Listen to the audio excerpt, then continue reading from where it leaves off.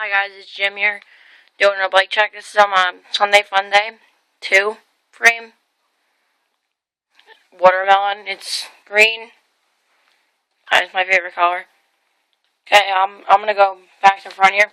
I got a Sputnik rim, Odyssey tires, P-Light, keyboard.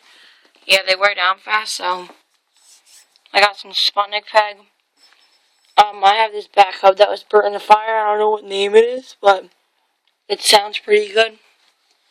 I got a Shadow Conspiracy 2 interlock chain with a Sputnik sprocket. I got Sabrosa bitchin' cranks, a Sputnik seat post that has purple lighting on it, a king seat,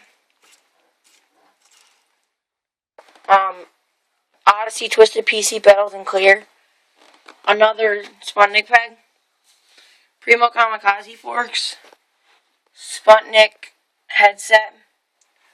I got a Sputnik stem. I got Sputnik high-rise bars, Tony Neria signatures, ODI long necks